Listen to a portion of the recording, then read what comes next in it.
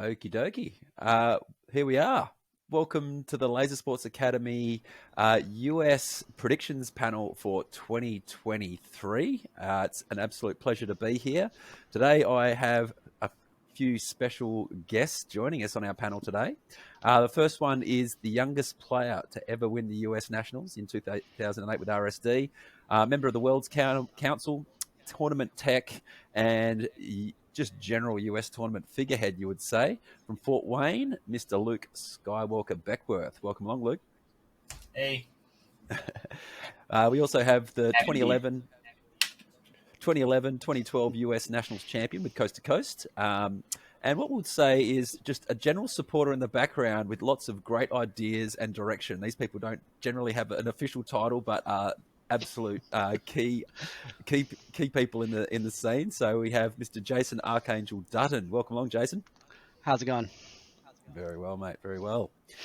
And of course, a special regular on the channel. We have our international ambassador royalty. Let's just say that many times SWENATS champion, and also one of the main event organisers for the SWENATS and for other European tournaments, including the European Championships. Ex-president of the World's Council. We have Mr. Andreas Mumin Kent from, can I say this the official way, Göteborg in Sweden. You could say it, but it wouldn't be too correct. Please, how's it supposed to sound? Göteborg. There we go. I'm getting closer. All right, welcome along, gentlemen. Absolute pleasure to be here. This is the first time we've done a prediction panel for the US Nationals. Really, really exciting. Just a little bit of background information for some of our international viewers. We're going to be hosting in Philadelphia this year, which is a regular host site for tournaments in the US, including the invitation. What is it called? The Philly Invites? Is that the regular invitational tournament? Hosted many nationals as well, but the last big tournament was run in 2019. So this will be the first one since the pandemic, which is really exciting for them. It's on the 1st to the 4th of June. You guys will be live streaming at the event as well? Yes. Will be. So we'll make sure that those links are posted through the Laser Sports Academy socials as well. So keep an eye out for that. The events that they'll be running include solos, team elim, and the teams format.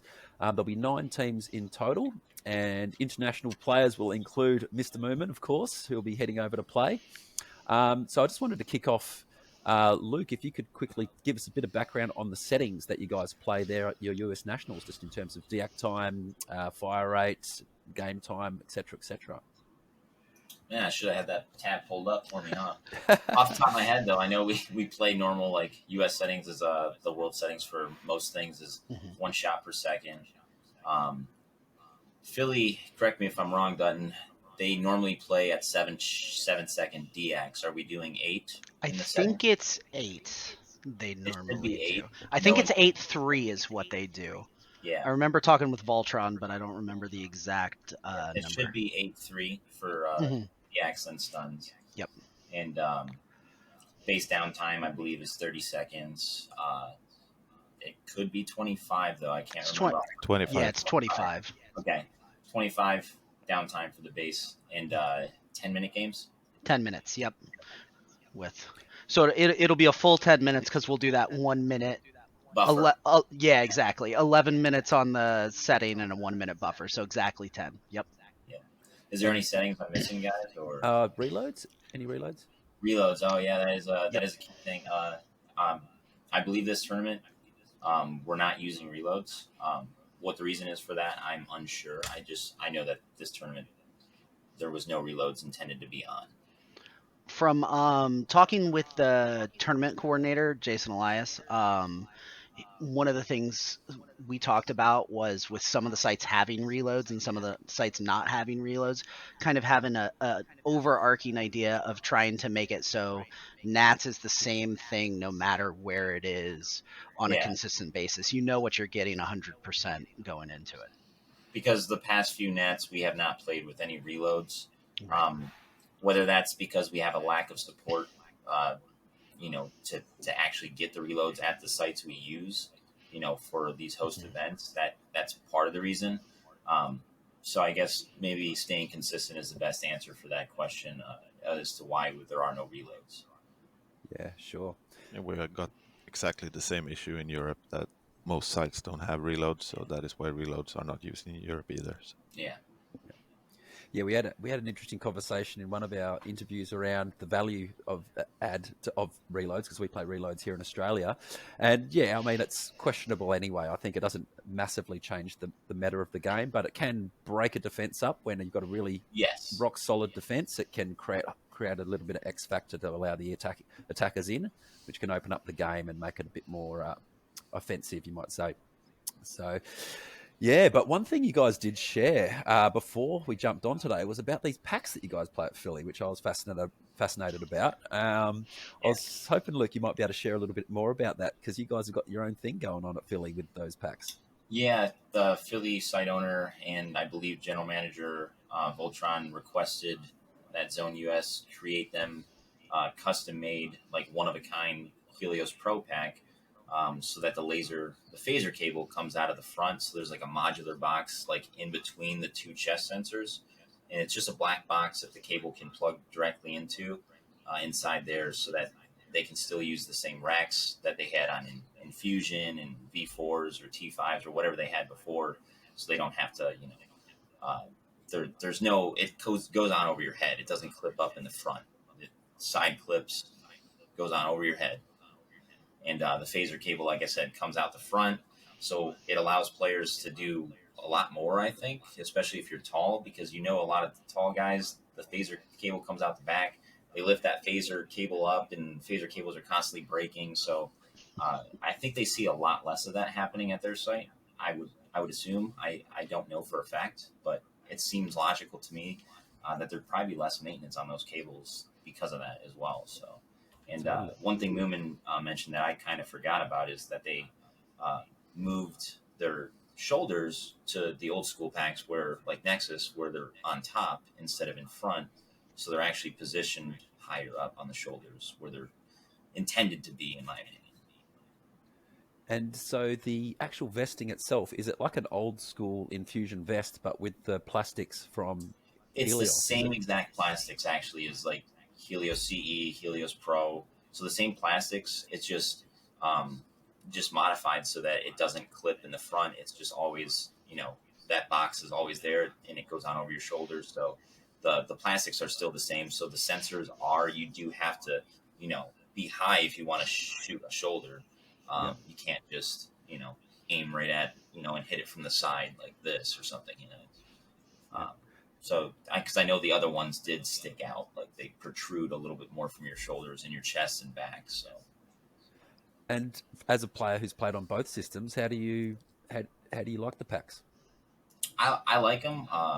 There are obviously your few and far between the packs that everyone will call God packs, and some of those do bounce a little bit. Philly has been known to do that, but it's been 3-4 years since we played a tournament there, so I'm excited to kind of gauge. Hopefully it's not as canon, laser beams as they used to be. And because I like the pinpoint, the feel of Nexus, especially. I feel like that's any really high skilled competitive player's favorite, laser tag system for competitions. And those packs can honestly feel that way at their site because of the space between the shoulders and the chest. And it does make a difference, I think. Yeah, it's at our nationals here in Australia, we actually adjust the IR before the tournament to get more of what you're talking about. So we increase the resistance to make you've got to be more accurate on the packs, because it's always tricky as an operator, as a side operator. You want customs to be able to go in there and be stormtroopers and basically shoot anywhere within a 1 kilometer range of the player and tag them. But as a tournament player, we don't want that. So manual adjustments are needed. I think some of it has to do with the arena itself. Some of the walls are lighter tone paint, and for some reason, those tend to bounce better on that type of paint in the wall, on the walls, and it can be especially tricky in bases to not bounce shots. Like purposefully, if you constantly are firing in, it can happen. Yeah, awesome. Well, I look forward to seeing that on the stream. Seeing those packs in action. We're going to move on now. Mr. Jason, you're going to give us a bit of a tour of the slide key for today so that our viewers can see what they're looking at. So what this is going to look like, so each team is going to have their own slide here. It'll have all the players listed with two columns there. The left-hand column, so this first one here, is the most recent nationals that player has played. And as you can see, it's color-coded, your normal gold, silver, bronze for first, second, and third. If it's not that, they weren't in the grand finals at that time. The right-hand column, that's the best placing that player has ever had at a nationals. So, and we have people whose best placing goes as far back as 2002 at this nationals. The other thing you'll see are the blue and red stars. Players with a blue star were voted an all-star at nationals last year, and players with a red star were voted an all-star in the previous 5 years worth of nationals.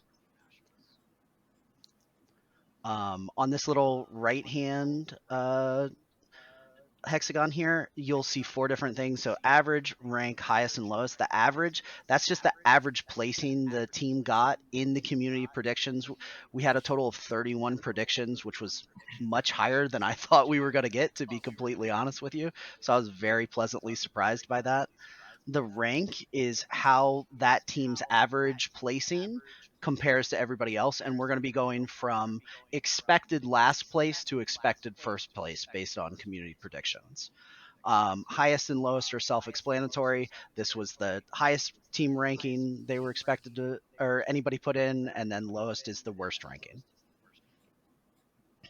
So, wonderful. Anybody got any questions on that? That was the very quick version of it. Yeah, no, it makes complete sense. It's pretty straightforward. Yeah, no, you've done a great job with these slides, mate. And yeah, thank you for putting it all together so the viewers can get a really clear idea of the players in this tournament. I think we're ready to jump into it, guys. What do you reckon? Perfect. Yeah. Let's go. Let's do it. Let's go.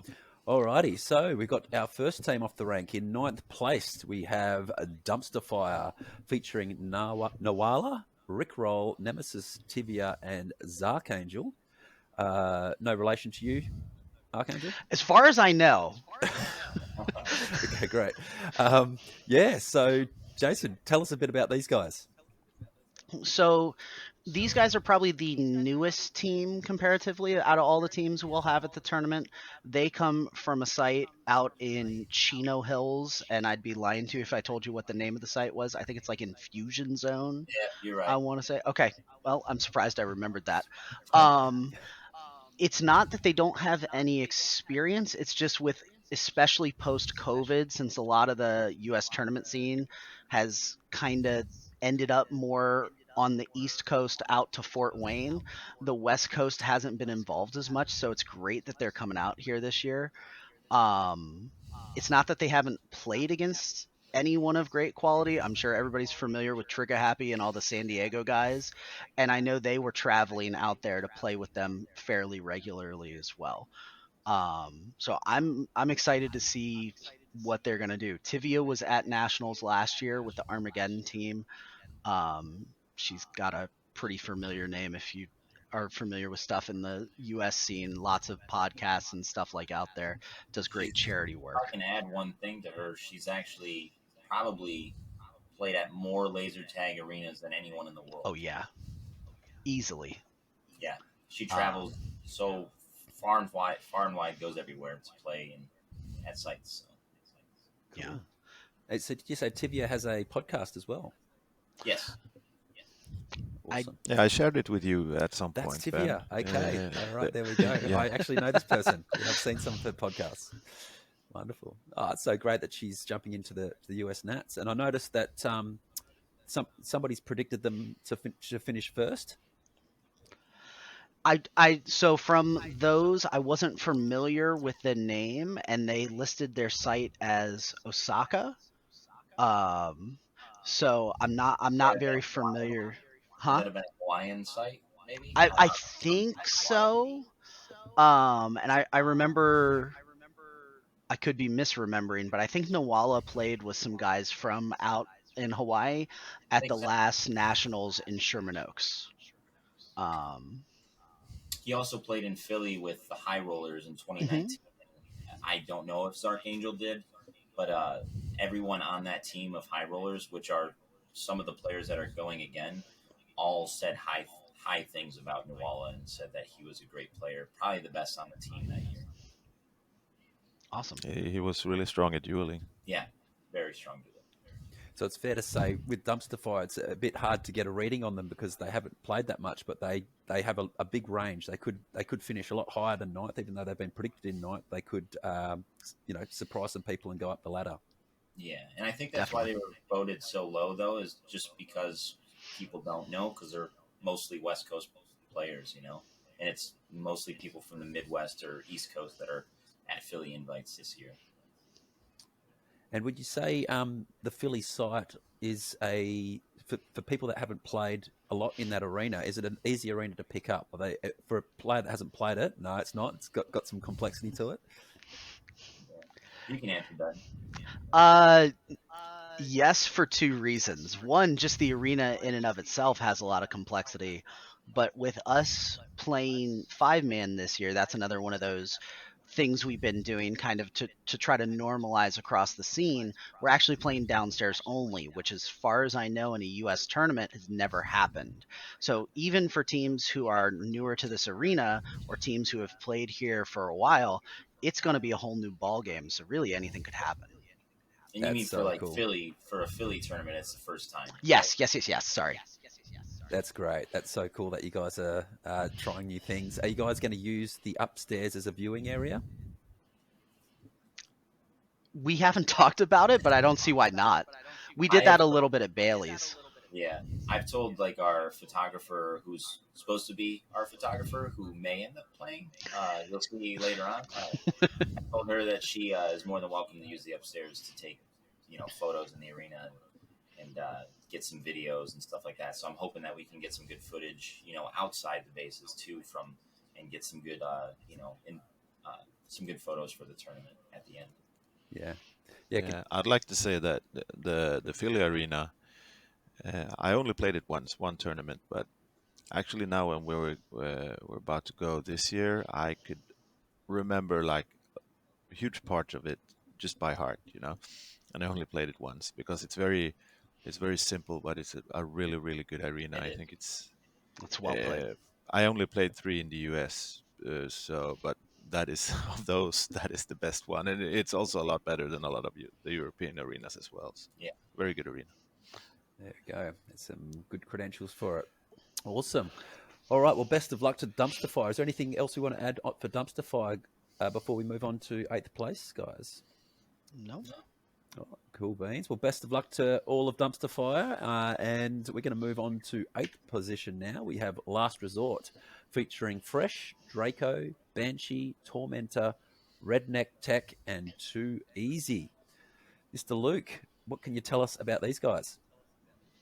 well, I know for a fact that Dutton knows Fresh better than I do. I know he's played in a lot of tournaments that I've also been in, and the most recent one was last year at Bailey's Crossroads. And he did really well in solos. I felt like he might have had some hiccups, but I mean, he was doing really good. I'll be honest with you, I'm not too familiar with Draco or Tormentor. Like, I can't put faces to those names. Banshee is from my site, and she's only gotten better the more she plays, and she is constantly trying to play with new players to learn new things. Redneck Tech is a great Armageddon player.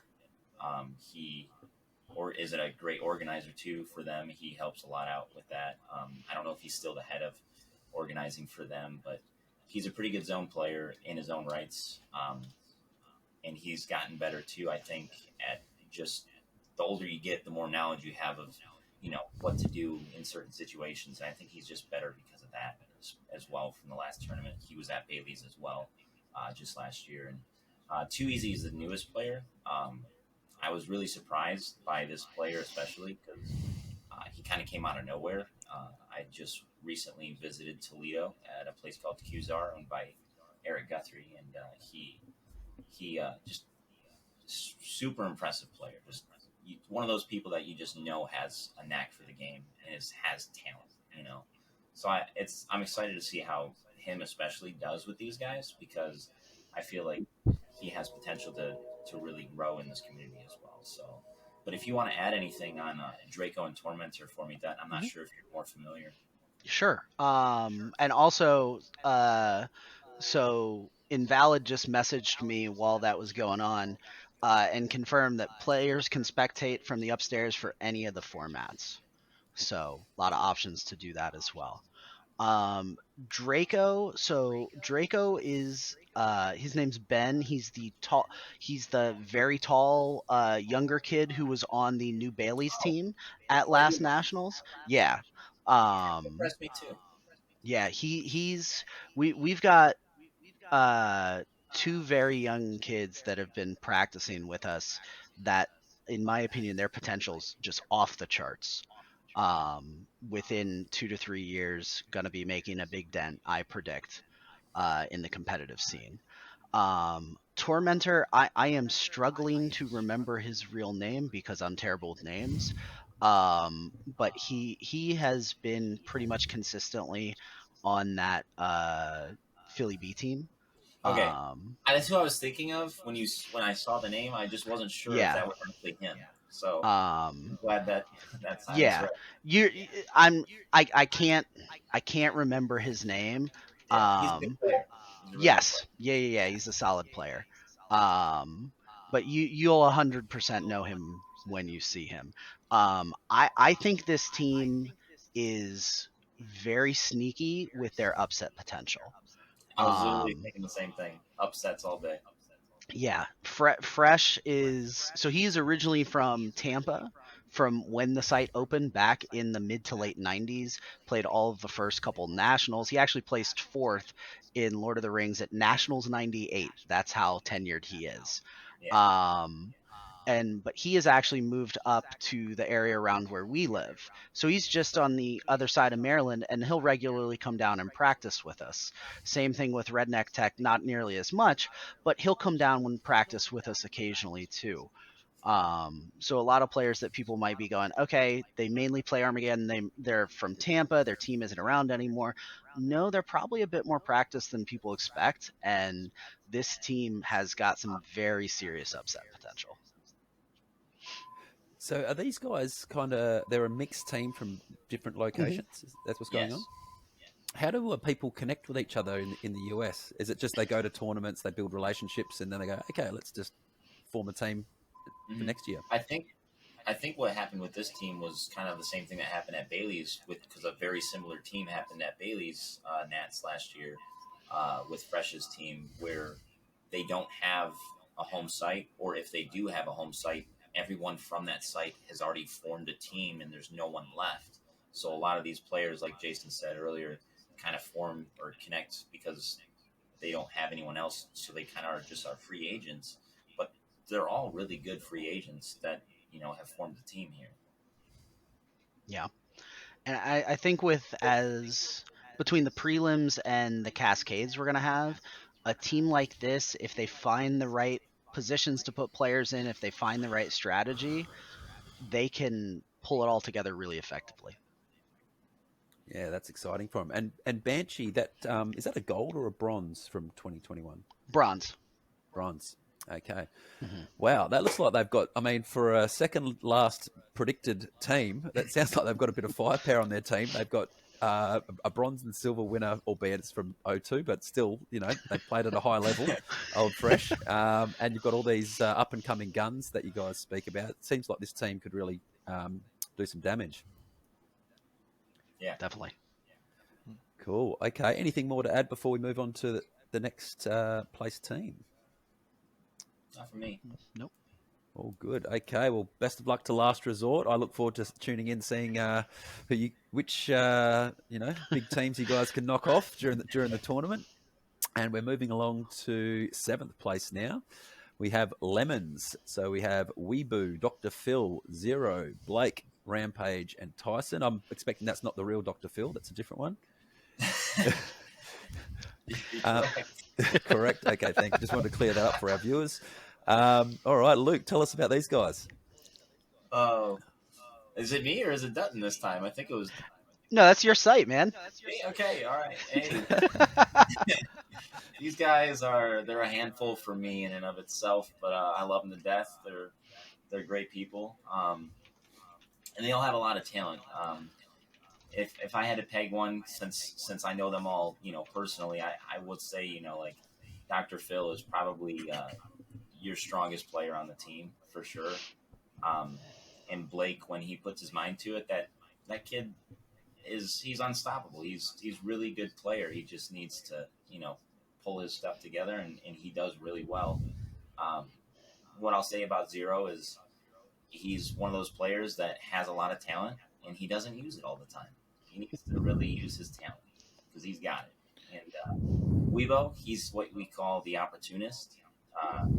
He can outscore everybody on his team because he's really good at finding the opportunities to shoot people in the back or sneak in a base and get it real quick.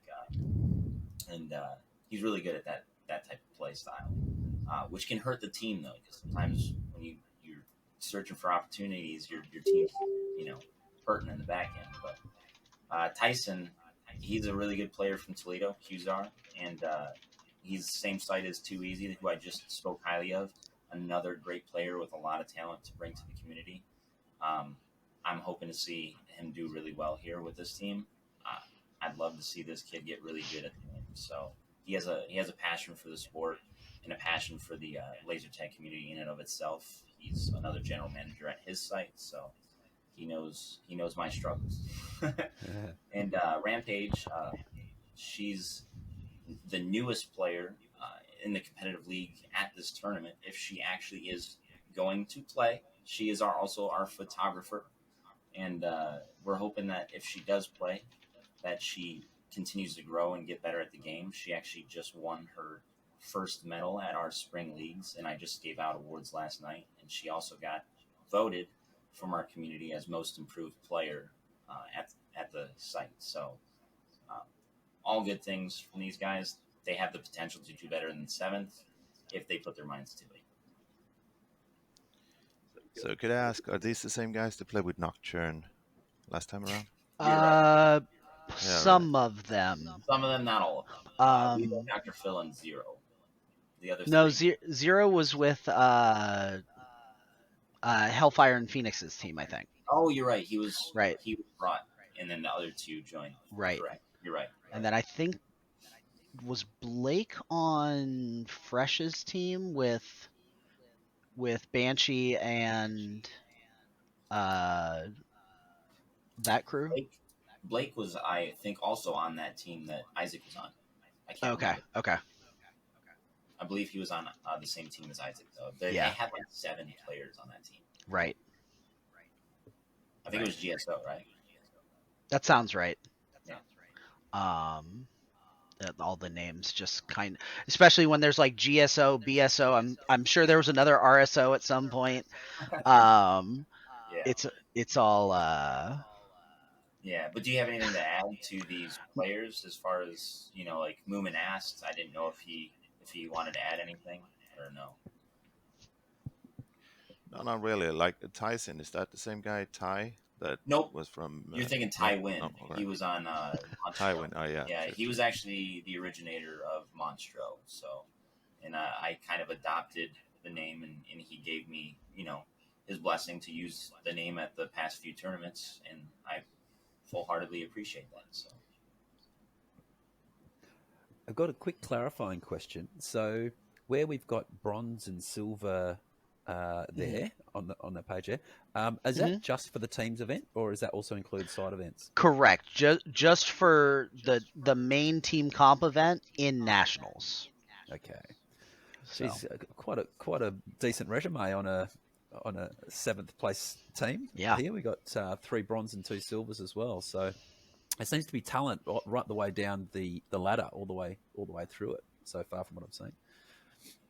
Well, to that we should add that during the pandemic, Fort Wayne actually held the nationals with. There weren't too many teams there, I think. Yeah. So a lot of players from Fort Wayne placed on trophy. Right. Okay. Yeah, there was 5 teams in 2021. So Yep. the odds of you getting top 3 were much higher than in a tournament of 9. Right. Okay. So you not might many want to put a people little travel. asterisk next to 2021. Yeah, Yeah. 2021 was a 5-team event. Right. Yeah. The only team that wasn't from Fort Wayne was mine. So. Yeah. Righty ho. Okie dokie. Well, best of luck to our Lemons. Let's move on to the 6th place team now. We have We're Part-Time. We're all part-time, hey? We all should be on this team. We've got Static, FaZe, Big Boss, Turtle, Heretic, and Assassin. Is this Big Yes. Boss from Europe? No, It's a not different European Big Boss. No. Okay, I just wanted to clarify that because I might have made a mistake in the intro if that was the case. Yeah, Jason, tell us about these guys. Sure. So, I guess the best way I can describe it is I was the one who predicted them second. Now, granted, some of that information is Mr. Assassin down here, knowing that he's potentially coming. He's a very big game changer for this team. I think very highly of these players. Static is one of the smartest players, one of the best decision-making players I've played against in the arena. And from what I've seen, from what I've played against, I have zero issues saying that FaZe is the best base defender in that arena that I have ever played against. This team has really high potential. I think a lot of people are going to look them because they like to goof around a little bit too. Anybody who's met Static knows that. But this team's got a good amount of potential in my opinion, and it would not surprise me if they made finals at all. Yeah, well, I'm seeing the last time, so there's a whole bunch of gold medals for 2019. The last time the tournament was in Philly. So we've got 4 of their roster of 1 in the last time it was in Philly, including one of the best defenders that have ever played the arena. I'm really surprised these guys are down, predicted at 6th actually, but given that resume, I don't know any of the players, of course, but yeah, is there anything you can add, Luke, to this? I mean, Jason's right. They're one of those teams that when I saw them ranked in 6th, I was kind of surprised from the community. They're on par with what we always call it Philly A team and Philly B team, and I would say like without the knowledge of Assassin being on the team until recently, we would consider them the Philly B team. But they're always Philly A and Philly B are so neck and neck. Philly B one year beat the Philly A team, which is like the expected team to win, you know. So they're that team, you know. They're really good players, and they're going to be a force to reckon with in the game, you know.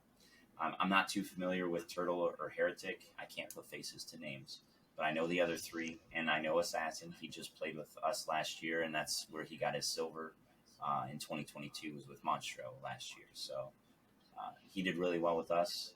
He did have a spill last year, so let's hope he's in better shape and he doesn't fall again. And, Sorry, we were there for that. Yeah. You know, it was finals. It's okay. Yeah. But the thing is that this year the Philly teams are like this. What we would say is the A team is split in 2. Yes. Mhm. Yes, Yes, you're that's a really good point. And is yeah, half of it's here, half of it's on the screen here? correct. yeah. And the other half is on the other Philly team that we'll get to a little bit later. I will say out of Turtle and Heretic, I'm not familiar with one, but I think most players who've gone to a Philly tournament before have probably met Rydell. Has been there, very personable, Is that his fun. name? Yeah, that's Heretic. You know Rydell. I just didn't know Uh-huh. that his alias. I was the exact same way. I was like, who? I messaged Static and I was like, who are these people? And he's like, well, you wouldn't know one, but you would know the other. And I was like, oh, okay, cool. It's great he's coming out. So it's kind of a trend you're seeing with a lot of the players at this tournament. You're like, oh, this person hasn't played in a while, but it's great to see all these faces that'll be out again. Absolutely. And what percentage chance do we give Assassin at this point, given that he's tentative? I I think it's approximately a coin flip. So 50-50. Yeah. It was enough where I was told it was okay to put him on the roster and put him on the graphic. Yep. So Maybe it's Okay. just scare tactics. yeah, maybe. Right. So I'm curious about one thing when we're talking home teams.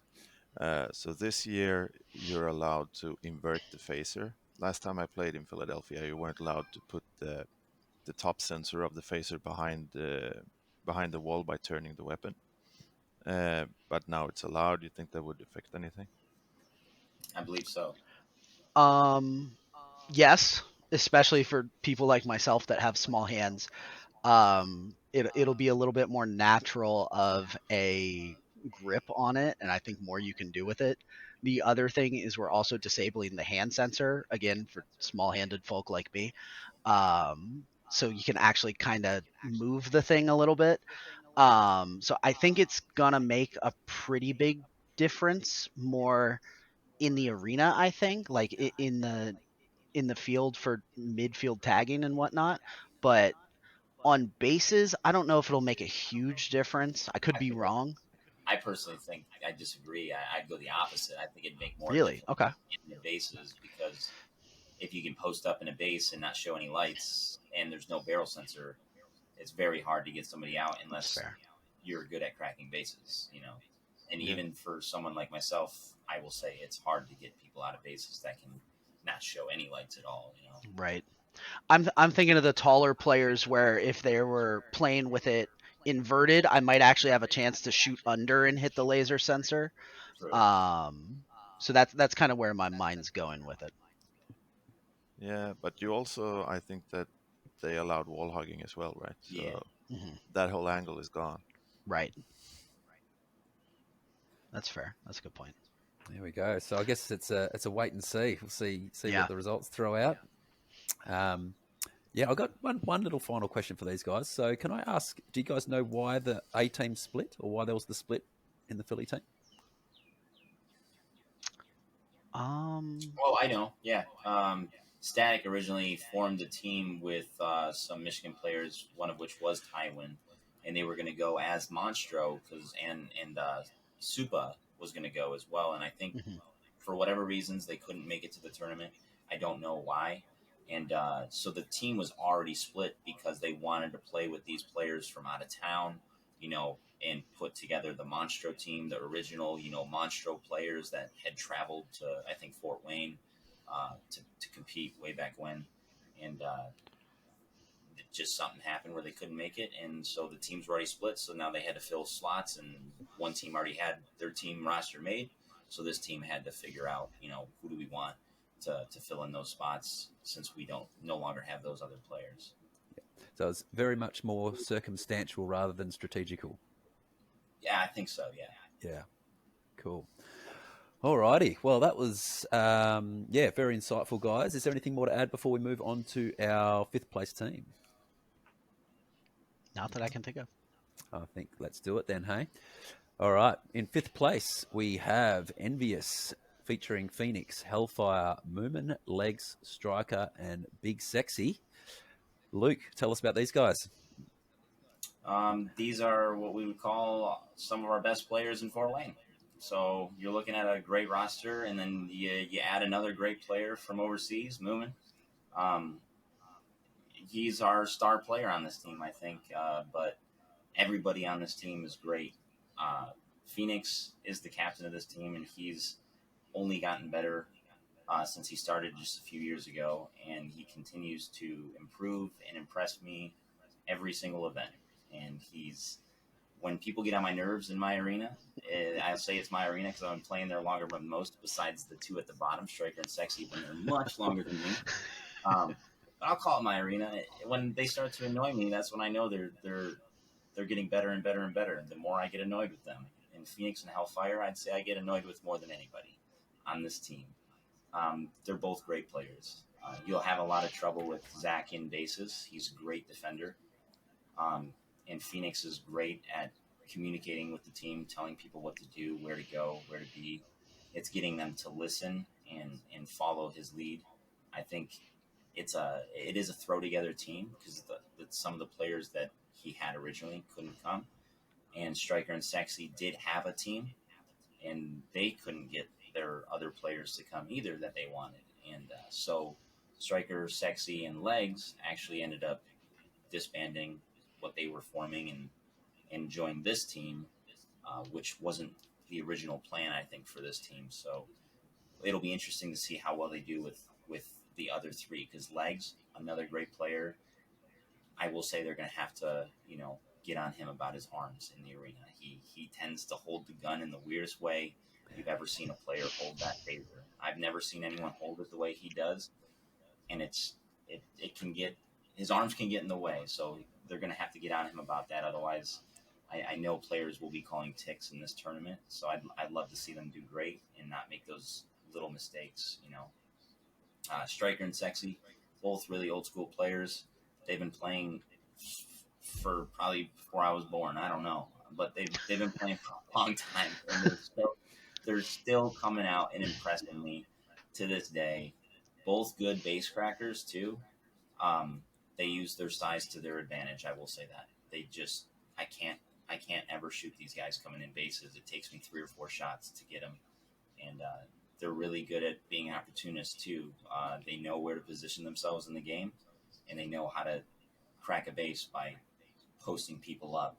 And I think Phoenix will really be able to use these guys to his advantage. When it comes to Mumin, I've played with him many times, and he never fails to not disappoint. He always comes through for the team. Back in 2018, we got gold with Mumin. With Mumin's help, especially, I captained that team, but he, I think, brought the team together. He knows how to bring people together, and I think he'll do the same thing for me back in 2018 for Phoenix this year. I hope to see, his knowledge and his insight of the game really change the way that Phoenix looks at things and give him a better understanding of how to, use that knowledge for the team. So he's your best insight guy, I think, and he's just an overall well-rounded player. Like everyone here loves him, so and we love to have him back. Thank you. Yeah. No problem, buddy. So now the thing with the team, we were supposed to have Hades and Bob. Yeah. Was the original setup. Yeah. But I think this team could actually do really well. Well, it comes down to a lot with pack points. I think with these new rules, we are assuming the bases would be pretty hard to crack. So, and with 10 minutes instead of 12, I'm not sure we're gonna have as many 10 base games. It depends if a lot of teams dump or not, of course. But so it will come down a lot to pack score, and a lot of the players here, myself included, are baseline players, either on offense or defense. So we'll see. We need to get some good fire lines going. He's already giving us insight. He's already I'm literally writing notes off screen. Yeah, but isn't that like the most basics? You'd be surprised how many people don't think that way. Honestly, they only play the way they know, so they don't think of the basics like that. Just all right, fair. But it is what it is. It is. Yeah. Just a general question, seeing as you brought up the word dumping, Mumin. I noticed there was, I think, in one of your more recent tournaments over there, might have been last year, there was comments made that the meta might be shifting in the US a little bit away from dumping. How's Philly set up? Is it set up as it disincentivizes dumping, or is it? Do you see a lot of it in that arena? Only played it once, granted, and the discussion was about the European scene, about dumping. Oh, okay, right, sorry. But yeah, no problem. So it's really hard to say. Like last time I played there was reloads, and I think it's harder to dump with reloads because it's harder to get coordinated. Now reloads are gone, so it's easier to like swarm a base and maintain pressure. Absolutely. Hard to say, really. In a sense, you usually like this large amount of people to get yourself in, and fairly easy to defend yellow and red. Blue is a lot more hard to defend. I don't remember why. I just remember that blue is weak. So depending, I think if we see dumps, I think it would be from the blue team.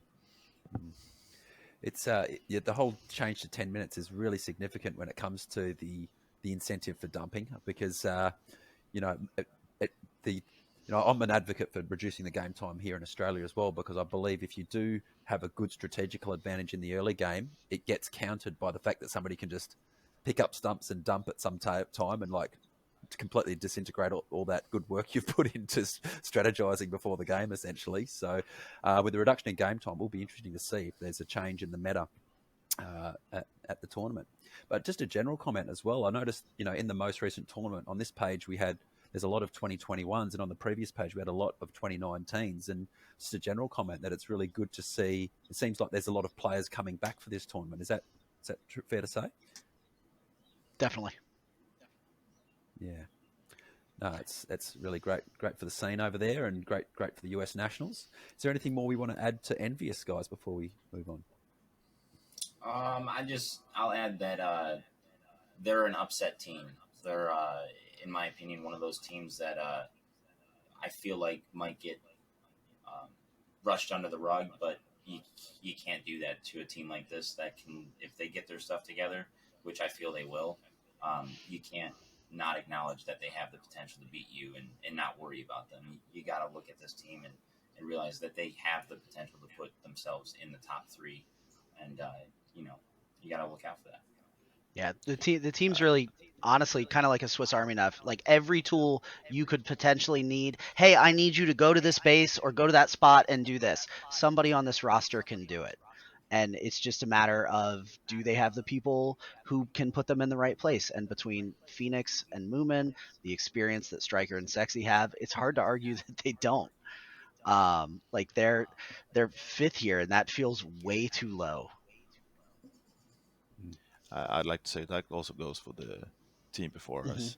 What was the name? Same. Yeah. So from that point on, anyone could make finals, really, even though there are odds, of course. But honestly, the top 6 teams we're talking about here, I feel it's really a toss-up between all 6 of who gets into finals here. That's a personal opinion on the matter, and there are some upsets from the other 3 we reviewed earlier, but absolutely the top 6 are so strong that it's scary, honestly. You could tell us any order, and I wouldn't be surprised. Yeah. Awesome. All right. Well, let's move on to 4th place now. We have the funnest name of the tournament, clearly, and the most professional name, Asshats Incorporated. We have Nocturne, Allen Wrench, Hot Trigger, Voltron, and Kamikaze. All right. Who was talking about that? Jason, tell us about these guys. I mean, they're incorporated. You can't get any more professional than that. Okay. This is the other half of that Philly A team that won previously in 2019. And they're a very strong team. Hot Trigger was on their team in 2018 that placed 2nd in the Baltimore Nats as well, with a lot of the same players. Nocturne is a fantastic player. He makes really good decisions in game, and he puts his people in the right place. It may not always show up on the scoreboard for him, but it certainly shows up on the scoreboard for his team. And him and Allen Wrench as a duo are so incredibly strong. And kind of, from what I have seen, play that back line, I'm going to be the field general, put you where you need to go, and they are going to be a force to be reckoned with. Mm-hmm. I will say Allen Wrench especially surprised me when he came onto the scene. I don't know if he came on in 2019 or if he'd been playing longer, but I didn't notice him until 2019, I think. And when I noticed him, I was like, wow, like this guy's really good. Like, he's like pulling so many points for his team, and not just solo. Like, he's doing the job that needs to be done for his team too. And honestly, Voltron too. Voltron, I will say earlier on in life when I was playing in Philly, I don't know.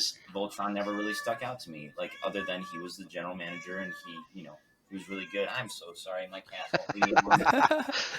Um, but Yeah, he feed your cat, has Luke. only gotten better since 2018. Nats especially, he placed top 3 in solos, and he continued to impress every year from then. I think he just got more knowledge of the game, and I started noticing him more in the arena. He just got better and better in my mind. So you got a lot of good players. I only have Yeah. good things to say about all these players. Have these guys played together in another tournament in the US before? I Some of them, don't. not all of them. Yeah. I would say. I don't think all 5 Yeah. as a team, as a unit. I But know the they have. first 3 have. Yeah. Because having 5 players on your roster too, this is just a personal opinion here, but I feel like when you've got a new combination, it can really help when you've got a small amount of time to get your synergy and your dynamic between your players, not having to sub players in and out. It allows you to like figure out what your setup's going to be early on and just repeat it without having to worry about subs. So that could also be something that might work in their favor. Yeah, because the more practice you have, the longer down the line, the easier things flow together because you're not subbing someone in or out. Absolutely. Yeah. Cool beans. Anything more to add from Asshats Incorporated, guys? No, I just like to chip in and say that like Nocturne is one of the best players in the US. Like I played him a few times, and he's smart. I like that. He's not the best duelist. Like he's good at that as well because he's American, but he's also a smart player. Mm-hmm. Yeah, and he's their general. Hey, so he's the one that rallies the troops and puts them in position, works on figures out the strategies and all that kind of stuff for them. Yeah, him and Alan duo that very well together and play. It's very natural to watch them do that together, and it almost seems like they know what the other person's going to say half the time, and there's not a lot of hesitation in game when they need to make an audible. Yeah, that's hugely helpful when you've got a duo like that in a team. Even if you've got a new combination, having 2 players who have that level of synergy makes a huge difference. So, best of luck to Asshats Incorporated. We look forward to seeing how this new combination goes for them in the US Nationals. And we're going to move on to our top 3 now. In 3rd place, we have the legendary Identity Crisis with Psycho, Crescent, Echo, Zero, and Roz. I've played these guys myself. These are some players I actually know. There we go. Yeah, Mumin, talk to us about these guys. It's your turn now. Yeah, all right. So Identity Crisis, they've been around for quite a while, and I've played them a few times. Especially Psycho and I have battled it out like so many times. But also Crescent and Echo are really good players. Zero he's one of those. He has some really good games. Like I've seen him play solos, like scoring a lot of points. But I remember, I think it was last time around when he had troubles with his work. He was like sleeping in his car and he was really tired. But when he has the energy, he's also a really really good player. Ross is just a cool guy. He's also a good player, of course. But, the thing with this team is that like they don't really practice anymore, from what I understand, and they are my age, I think, like in their 40s. Like, and of course that takes a toll in the end. And they usually do they do a lot of dumps, like, and they are really strong at it. Like they like to stack a base, just pushing their way through, and meanwhile scoring pack score. So like it's a little bit hit and miss. Like usually they have, for every 3 games they have 2 really strong games and then one where they don't really get in when they do their dump and they just fall. Their score just plummets. They're like the 1-up of America. So, I know exactly what you mean. Yeah, because a lot of the tournaments I play against them, especially in the States, and you feel like, wow, this team is like so strong, and it goes into the series of 3, and they usually fall through in one of the 3 games. But they can also, like, as long as they get 3 good games in a row, they can win the whole tournament, because I think they'll be in the finals because they're experienced enough for it. They just need to be consistent over 3 games. Yeah, I remember playing them at Worlds, and they did exactly that. They had a rough start to the tournament, and then they got on their run on the final day, and I think they had to play something ridiculous, like 8 or 9 games straight or something up up the ascension ladder. But they got right the way through. They didn't quite make the final, but they weren't far off it. And yeah, you're right. If they get on that run, and you're in the way when they get on that run, then look out. Yeah, when they hit their stride, and kind of it plays into that dumping strategy, their teamwork is just so good. And so from an age standpoint, Psycho, Crescent, and Echo are a little bit younger. I think they're mid-30s, I want to say. But they're friends from Lasertag. You check one of their Instagram stories, and everybody's hanging out at Psycho's kid's birthday party. Like they're even though they haven't necessarily put on a pack, they're still around each other. They have since the last tournament. They came down and played with us once or twice, and I mean, what you're going to get with them. There's not a whole lot them practicing every day. What's coming, and it's really difficult to stop. One of the wrinkles with this tournament, I think, is with Zero. He's traditionally been a excellent upstairs player and sniper, and that loss of upstairs here is going to be interesting to see what they do with him, where they put him, and how he reacts to that.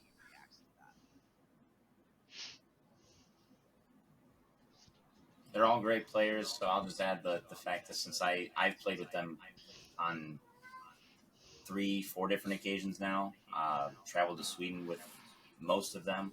I think the only ones that didn't make the trip were Echo and Zero that tournament, and we picked up 007 and Popeyes for that tournament, and that was a great time. We had so much fun. We tried some stuff, and we all pulled together. They just did a great job actually figuring out the European arena. I think it was in Gothenburg, right, Mumin? Yeah, And I think you eliminated Bootza's team. Yeah, we actually. Thanks for bringing Honestly, that up. you guys, you guys were a force to be reckoned with, and you guys were doing so well. And somehow we banded together and was able to pull it off. I think we climbed up the ladder from nearly last. If I'm wrong, I don't know, but we made our way to 5th, maybe. I don't know, but they're one of those teams that's just always predicted to be in finals, like kind of like RSD was back in the day. It's just like one of those teams that you just know is going to be hard to beat. Yeah, I think in Sweden you guys just did your traditional strategy, which is lose a lot of games at the start and then play all the games on the final day, and we just happened to be that team that was in the way. Yeah, you were one of them. Yes, I remember the game very. We've actually had this conversation. I remember the game in great detail. My whole world came crumbling down around me. But no, you guys, you guys played amazingly, and let's hope that these guys can blow some cobwebs out. Looks like 4 of them haven't played since 2018, and if they haven't been training, I can't imagine they're going to come back in the best of their condition. But like you said, they're super experienced, and once they get going, they could cause some massive damage. So it's a huge amount of respect from the community too, to have them ranked in 3rd after not playing so much. So they're clearly highly regarded amongst the players. Is there any final words on Identity Crisis, guys, before we head to the next place? Just want to ask, 18 was at Baltimore? Yes. But they were in Philly the year after. They were. You're right. Okay. Yeah. So it's only 4 years. That would have still been bronze, though. Yeah, fair. Yeah. It's just. Yeah. Good catch. Okay, so that should have say 19, but still bronze. Yes. Right. Cool.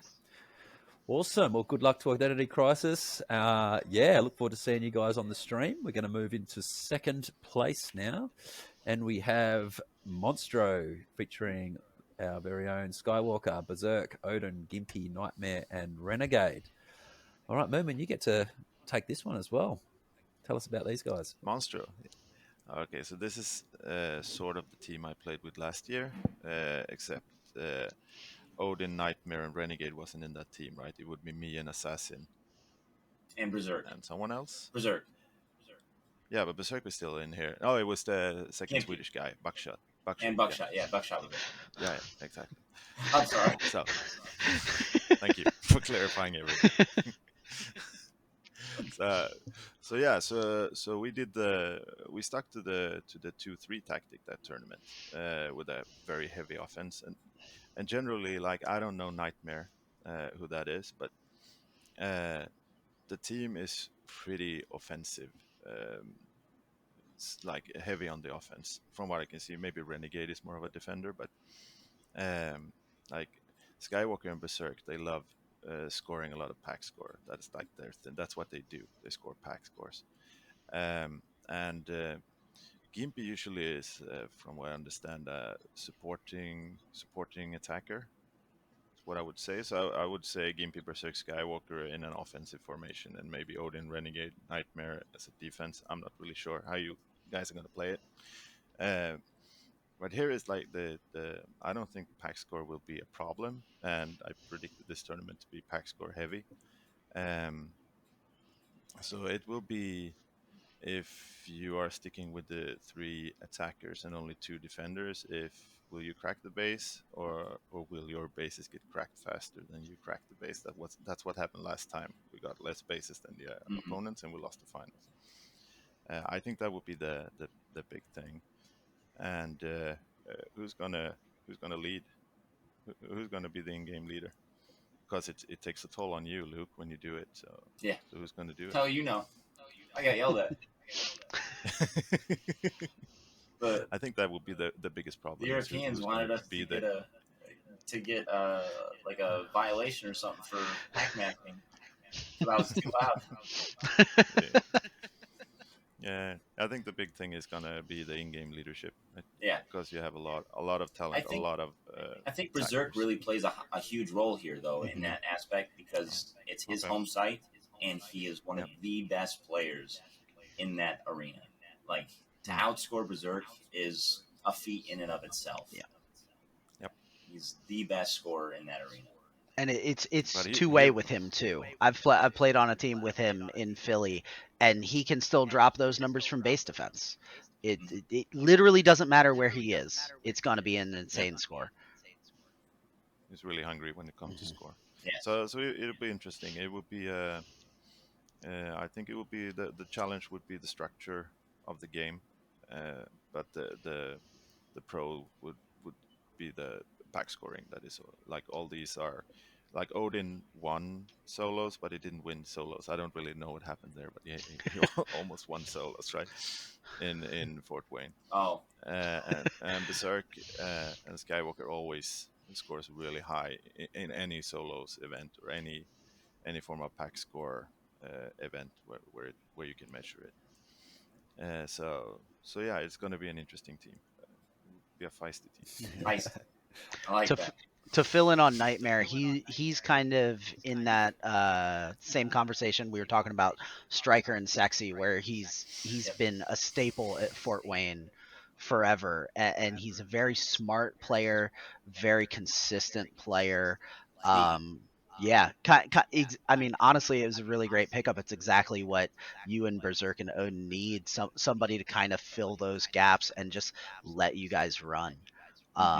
Renegade too, I think he may be one of the more important anchors of this team, because he's sure, not a top 3 placing, but he's a fantastic base defender. Yes, and left-handed. So yeah, and that's and Odin. Yep. We have 3 left. Yep. So it's if this team's here at the end of the day on Sunday morning, no one's going to be surprised. It's where they should be. So, Luke, is this team, this particular combination, how many tournaments have you played together? So I played with Berserk at least 3 times now. Not as Monstro, but maybe as RSD before, maybe once or twice with Berserk. So this is our 3rd or 4th tournament together. Odin I've played with plenty of leagues, and this would be our 2nd time as Monstro together. Gimpy I've played with, this would be our 3rd time as Monstro going, actually 4th, because we went to Sweden together as well. This will be our third tournament in the U.S. Fort Wayne, Baileys, Sweden, and now Philly.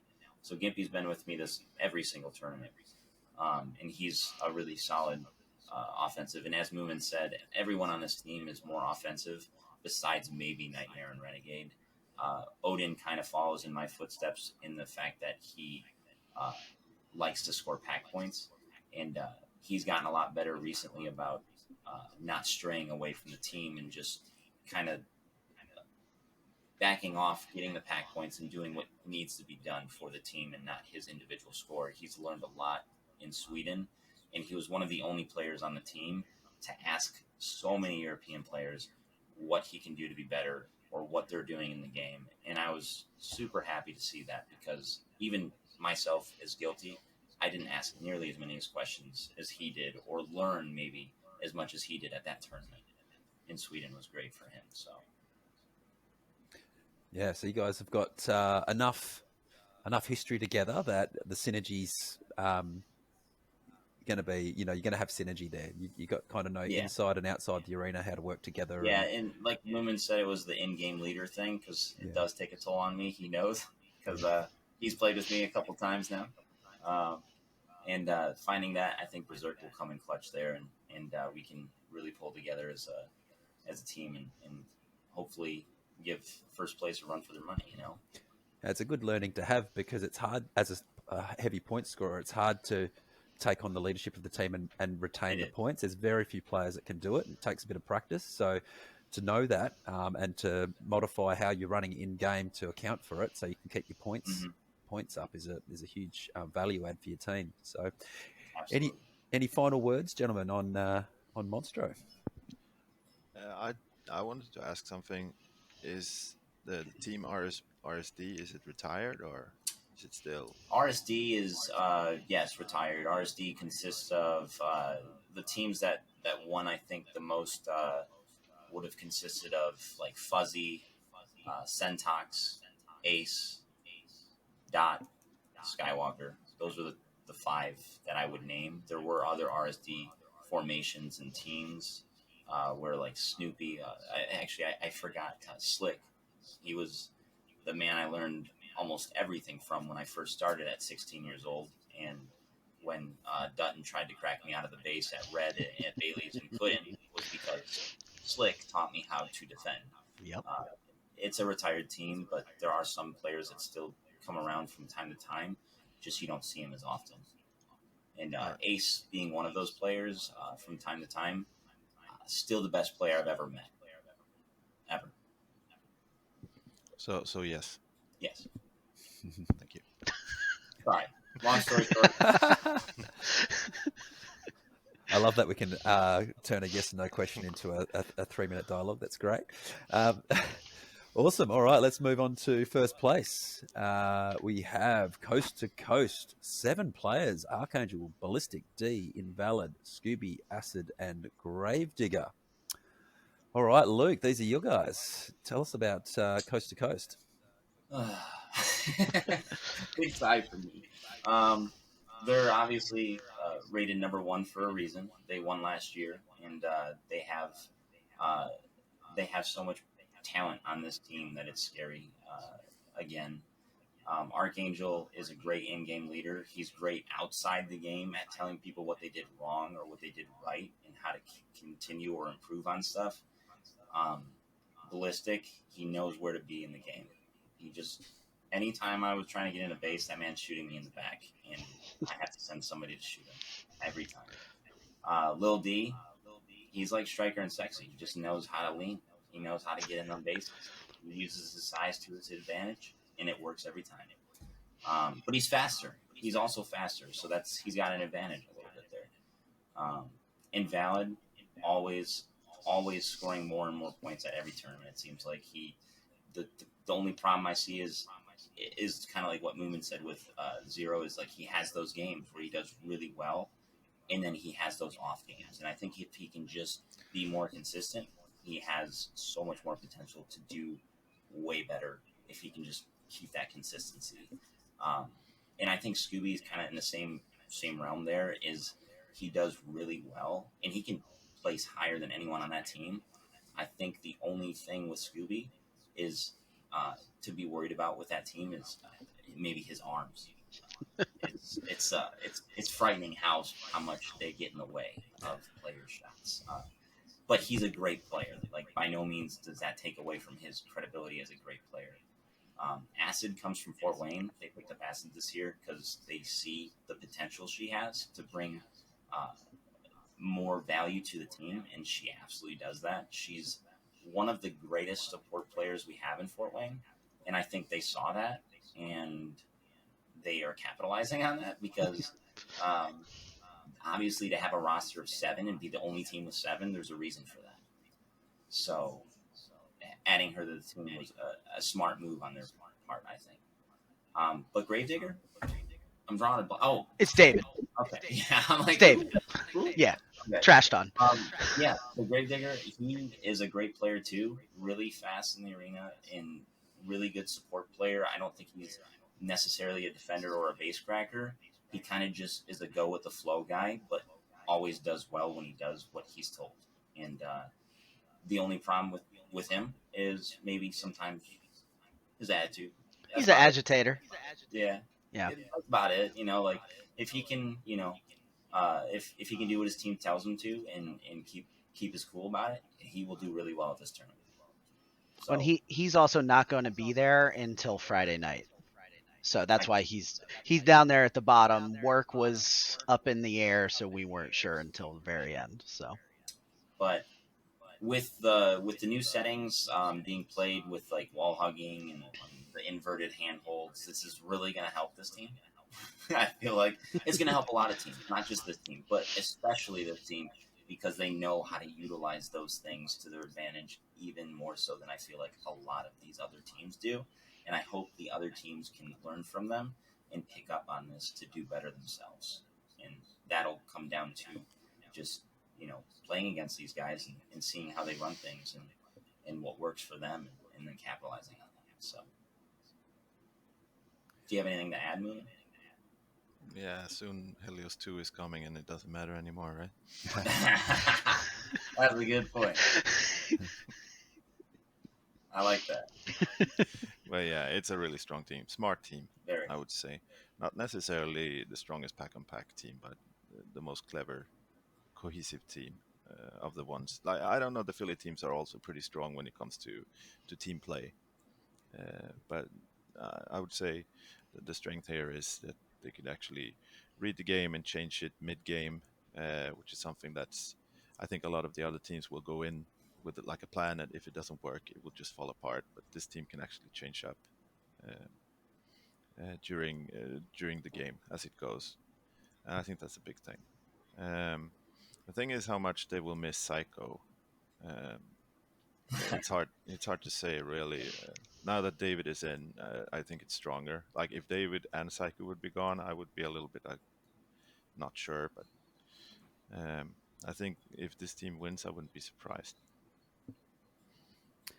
And just to clear up for the viewers at home, this is Coast to Coast are a Philly team?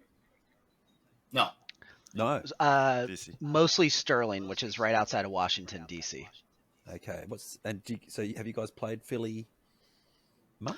Yes, and so that's one of the things I think for some of the we had a pretty decent variation in where people predicted us, because historically when teams were a little bit larger, when upstairs wasn't as involved, we haven't had much success in Philly. I don't think as Coast to Coast we've ever taken a top 3 finish.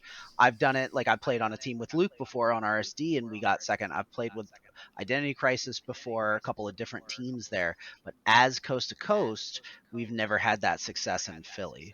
So I'm confident going in. I think we've, done as much as we can preparation wise, and it's time to just see where the cards fall. But yeah, this will be, especially with the arena changes, with the laser changes, anything can happen. Can I ask about the decision to take 7 players? For the NBA fans out there, this would be load management. Just kind of it gives trying to not have me have as much control necessarily in game and be as needed. There, for example, there was one of the important games we had in prelims at Bailey's against Luke's team, and we had played against them the first time. They beat us pretty well. I was very angry at the team. I was like, you know what? You guys can't listen, so I'm going to sit this game. And then we also sat Ballistic, and people who know him know he is, very, very intelligent, reading the game, communication. Him and I both were so mad at them, and then they went in and won. So some of that is, we've some of those ascension runs you were talking about in New York Worlds, we played 26 games to get to finals, and I was very tired at the end of all of those 26 games. So a lot of things like that, and a lot of losing and playing too many games. I'd rather bring people we know fit personality wise, fit in the idea of how we want to approach the game, and then we'll figure out the best combination as we go. I also need to apologise because I shortchanged you in your intro, mate. I didn't add the 2022 gold medal. There we go. So, we got to it. It's okay. Yeah, we got there in the end. Very good. And can I ask, because I don't know a lot of these players, what's the average? Is it an older team? Are you guys is the average age higher? Compared to some of the newer teams, yes. Most of us are in our 30s, and we've got a player in their 40s, but have been, like Scooby, for example, is around my age, mid 30s, right?